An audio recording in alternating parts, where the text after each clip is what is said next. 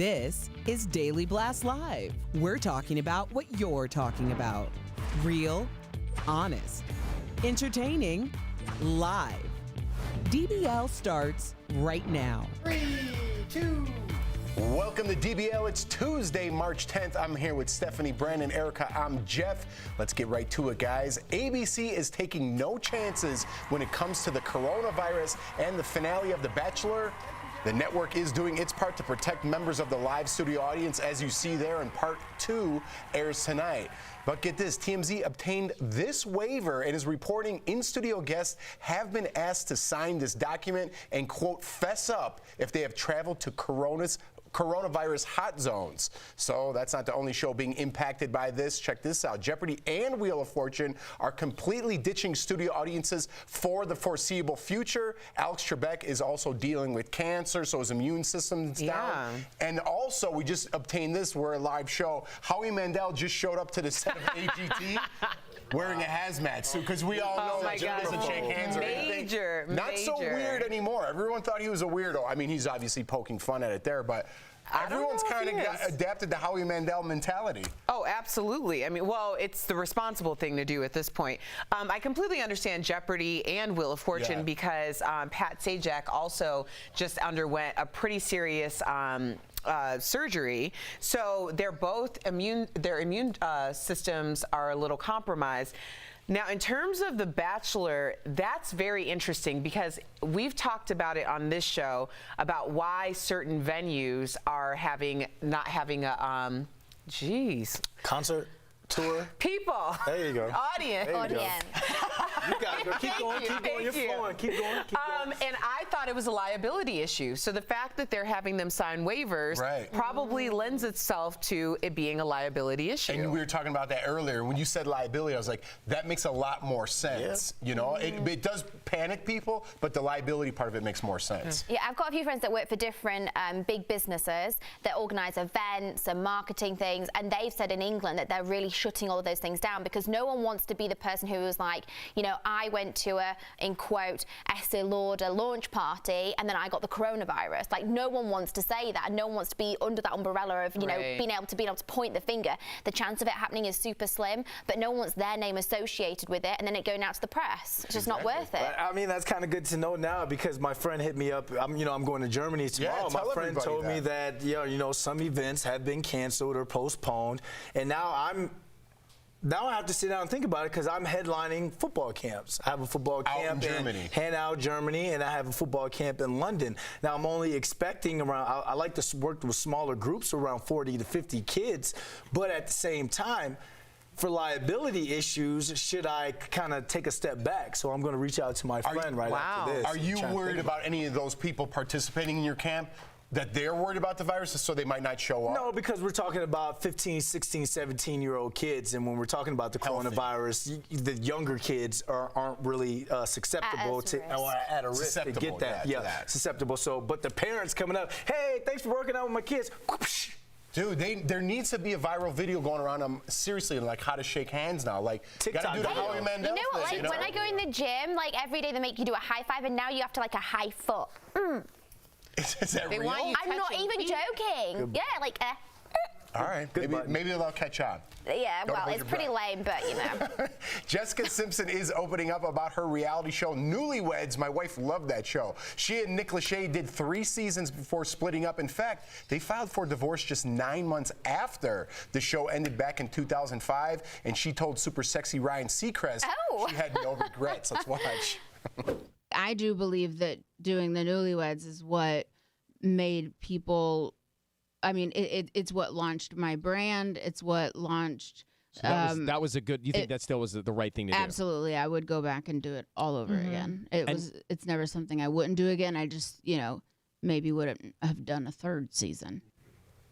Oh, I mean, What was that? Okay, I love Jessica Simpson. I love the show Newlyweds. That's how I was introduced to her and Nick Lachey because his band wasn't particularly famous. And you were living in England. And I was living in England at the time, so I didn't really know who either of them were. And I fell in love with them on the show, and I love Jessica's like personality and sense of humor. But watching that, I'm more concerned with, was Jessica okay when she was talking about that? I know that's not the subject of conversation, but is she okay? Every interview that we've seen recently, that's her cadence and delivery. Yeah. So I think that might just be her cadence and delivery. Oh, good explanation, but it's true because we've been covering the story ever since her book came out, and every interview that she does, she sounds like that. But I feel like that was particularly bad, like worse though. No, it just made me feel a bit concerned.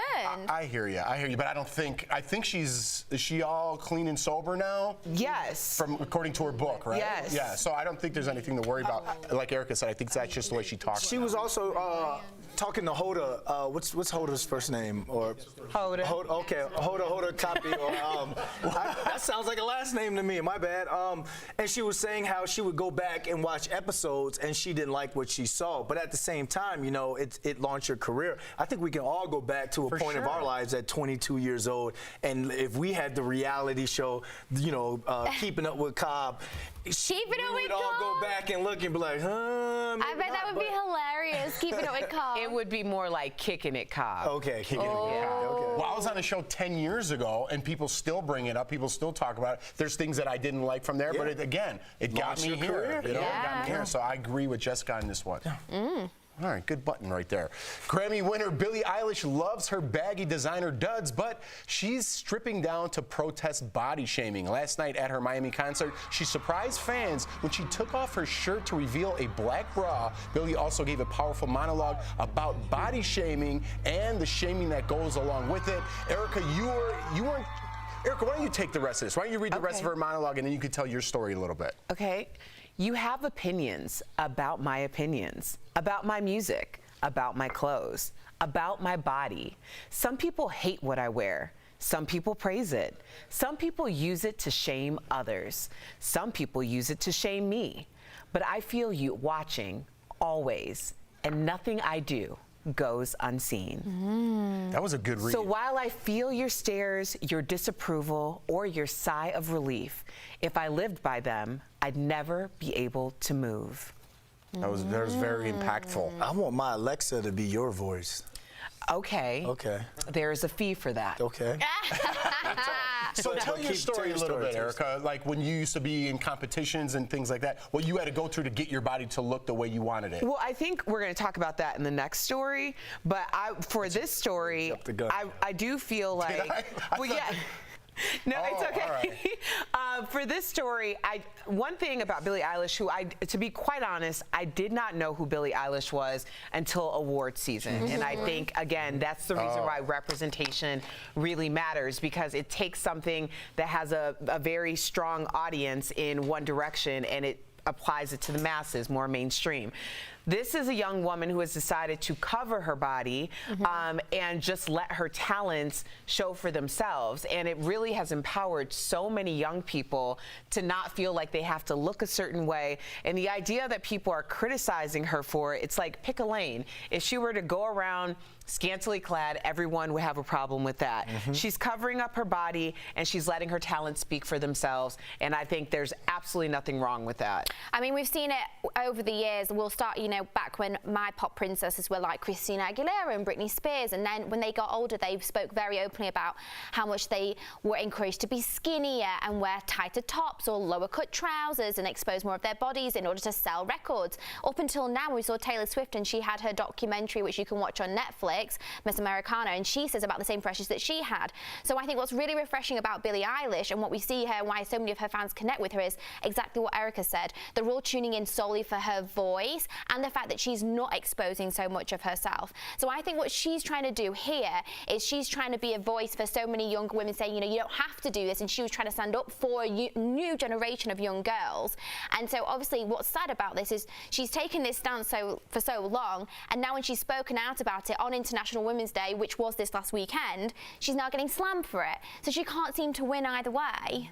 Well, speaking of body shaming, like Erica said earlier, I want to get this in. Actor Kamal Nanjiani is telling Men's Health all about his total transformation. This is, again, on the other side of the spectrum because he looks great. Not that Billie Eilish doesn't. For the new Marvel movie, The Eternals, also starring Angelina Jolie. The 41-year-old actor did an entire photo shoot recreating shirtless scenes from iconic movies like American Psycho, X-Men, Die Hard, and even the volleyball scene from Top Gun. He said training was so brutal, he'd feel sick afterwards. And check out this before and after, of course. Wow. He even got his biceps electrocuted to build more muscle. He said the only way he'd get through the training was to rewire his brain and embrace the pain. Yeah. So he talked about body dysmorphia, which apparently he didn't have until he started doing this training. I can relate to that because even when I was at my least fit, I still didn't feel like, okay, so that's, I don't know how long ago, but that was before a first competition. So I actually lost another 10 pounds for the next competition. On top of that? On top of that, so that I could win that competition. So, yeah, because your body, like your mind, starts to believe that because you need to look a certain way for competition, that anything above that is like you're not good enough. And then like I got to the point where I was working out 4 to 5 hours a day. I mean, that's crazy. And I mean, it's a part of this schedule. And I did that for 4 years. And it took me a long time, like mentally and physically, to regulate myself and be great with no matter what my body looks like, and just be happy with that. But I can understand that. Yeah, absolutely. Let's talk about that a little bit more in the break, okay? Check us out on Facebook and YouTube. DBL is live. Coming up, actor Nick Offerman trades comedy for drama in the new miniseries Debs on Hulu. He tells co-host Tori Shulman all about the dark turn. Plus, Disney's new animated movie features a gay character, but you'll miss her if you blink. So is it time for a main character to come out? Your comments next. This isn't a liner.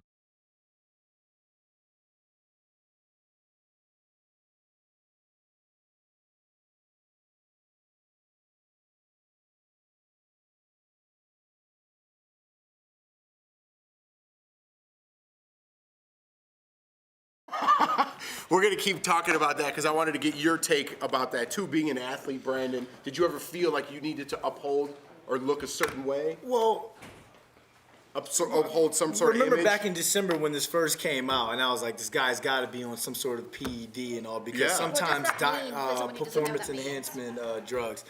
Maybe he was, maybe he wasn't. It's all alleged. It's all my own speculation, because I feel as though diet and workout isn't enough for some people. It's a genetics. Just to look at the brothers from Juicy Smollier, the Nigerian brothers.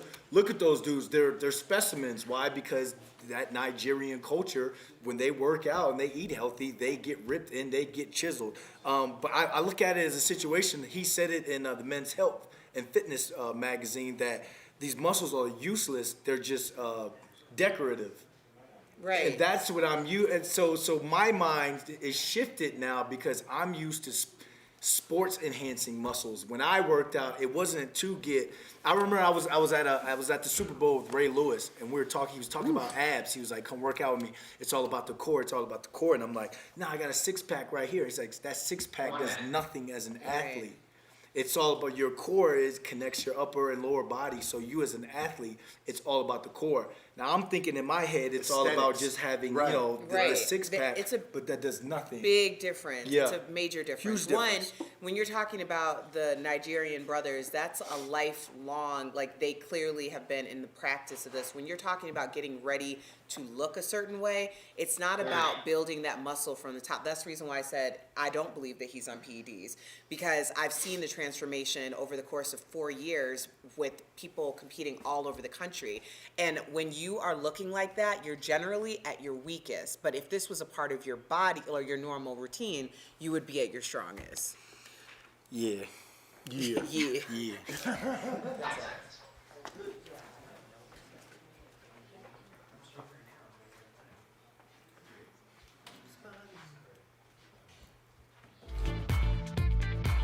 Welcome back to DBL. Disney has been walking a fine line by slowly warming up audiences to gay characters. They did it before with Josh Gad's character in the live-action remake of Beauty and the Beast, and they're doing it again in their new animated film Onward that opened last Friday. Actress Lena Waithe plays a police officer who casually mentions her girlfriend, and critics are upset because she's literally in one scene only. So DBL Nation, is it time for Disney to have a gay main character, or are these just baby steps towards that? Bill from Twitter has written in saying, I'm tired of Disney dancing around the characters. They should finally make a proud, strong, gay main character. Well, Bill, I agree, and that would be lovely. But I do think there's multiple things to consider, obviously because Disney is aimed at younger children. I think they need to make sure they're portraying everything in a way that's right and fair, and I think they're trying to do that by putting their little toe in and testing the water, but they need to just jump in now, because guess what? It's like the 21st century, and we all know that being gay is just as brilliant as anything else in the world, so just do it. Like Nike, just do it. They just need to do it, right? And then it won't even be, it shouldn't really even be a topic. I'm with you. They just have to do it first. That's why it's they just need to jump in. Let me, real quick. Charlene from Facebook says, I can deal with the subliminal messages, but let kids be kids while they can be. I see them, Charlene, I see them introducing this to the kids because the kids are the future. It's the okay boomers and the older generation that has a problem with this, and you know, they're going to be gone in a while. So you introduce this to the kids to where this is a normal thing. It's just like Nike with Kaepernick. You know, the older generation would burn their $40 Nikes that you use to mow your lawn with, but the younger generation came out and bought $250 Nikes, stood in line for a long time for Nike. So I understand when people say let kids be kids for certain reasons, but now you're just saying let ignorance be ignorance, because it's not as though kids aren't familiar or identifying themselves.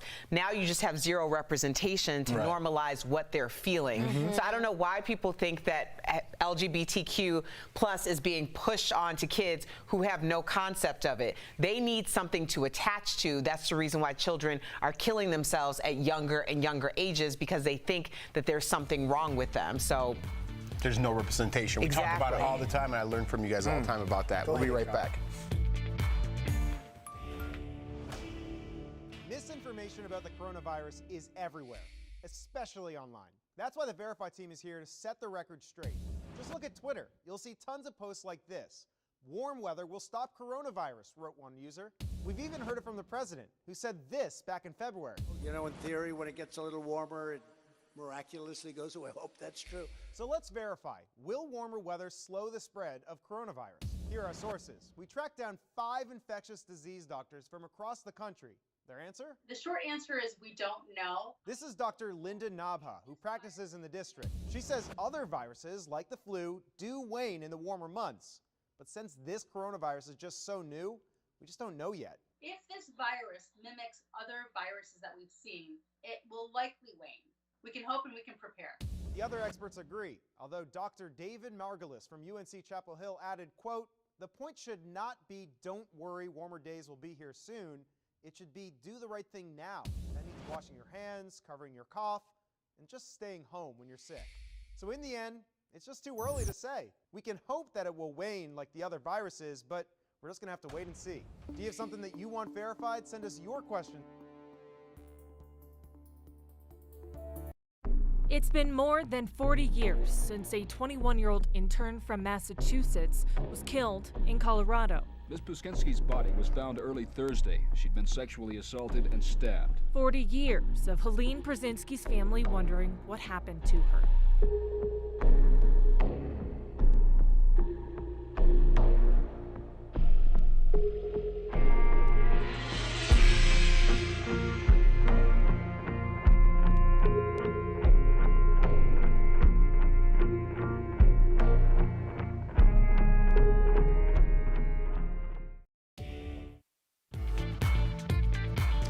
Welcome back to DBL. Nick Offerman is best known as Ron Swanson on Parks and Recreation, but the comedic actor is taking a dramatic turn in his new sci-fi miniseries called Devs on Hulu. He told Tori Shulman all about it in today's Chatting with the Stars. Nick Offerman! everyone. Welcome to DBL. I just danced that. Nick, I'm so excited to talk to you. How are you today? I'm very well, thank you. How are you doing, Tori? I'm doing very well, thank you. You star in this new show, Devs, as Forrest, the CEO of a major tech company. But what am I actually doing here? I'm not going to tell you. Don't worry. You're going to figure it out. Devs is this like mind-bending series that asks, do we have free will or is every action predetermined? So I want to know, what do you think? When Alex Garland describes the theory behind the show and behind the science, it makes perfect sense to me. He's friends with some of the brains at Google and other quantum scientists. And he says that there's no reason to believe we're not living in a computer simulation. Yeah, that's what right scares now. me, Nick. So as a simple laborer, I would much rather just be a performing donkey. I would like to mind my manners and receive my food and do my work and love my wife. A lot of us know you from Ron Swanson from, of course, Parks and Recreation. Ron's this gruff guy, and Forrest is this real hippie, meaning he even eats salad like with his hands. I want to know, would Ron and Forrest ever get along? Huh. I stumped you. I think they could get along because if Ron came to Silicon Valley for some reason, I think he would just be enthralled with the redwoods and say, see you later, I'm going into the woods. And we never see him again. But I think Forrest would like to go with him. There you go. In a lot of ways. That's what it would require is Forrest going to Ron's off-the-grid aesthetic.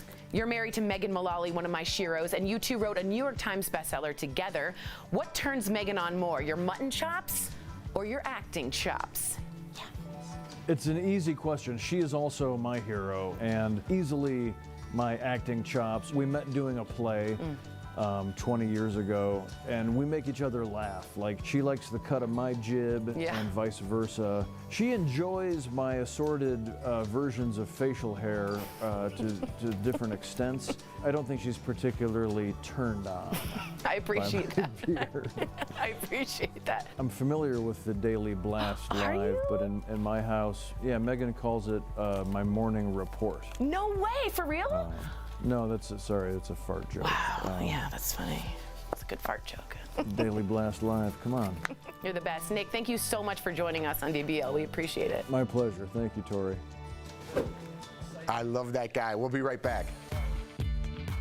Promotional consideration is brought to you by Help. When you fall and can't get help, Help. you will lie on the floor for hours. It's 3 in the morning, where the girl you at though? Gave an inch, but you took 10 miles. You know what's at stake.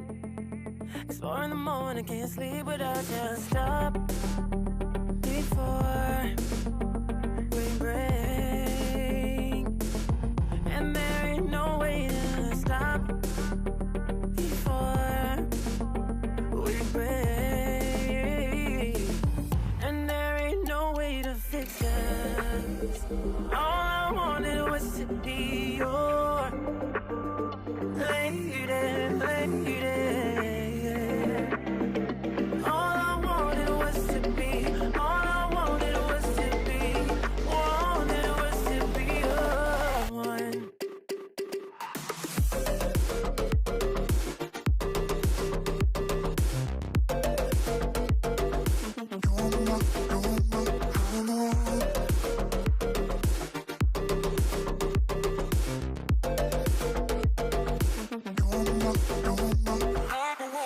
I can't do this any longer, so stop for my sake. Cause I'm breaking apart, don't think you can save us. Pain is getting stronger, it's more than a name. Like a knife in my heart that you're walking away from. Stop before we break. And there ain't no way to stop before we break. And there ain't no way to fix us. All I wanted was to be your lady, lady. All I wanted was to be, all I wanted was to be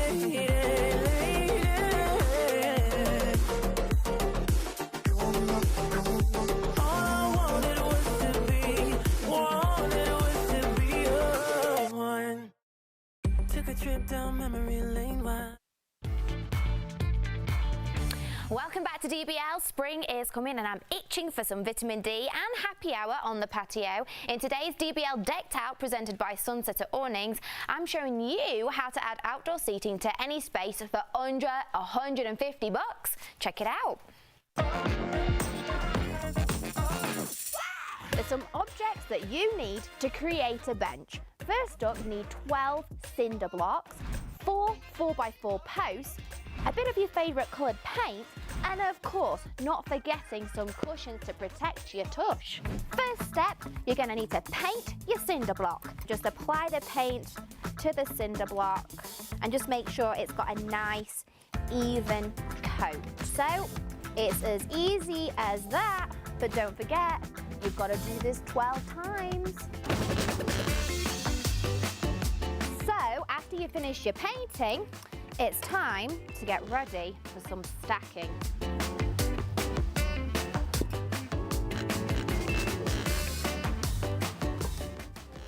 And for this next part, you're going to have to call a friend. And push.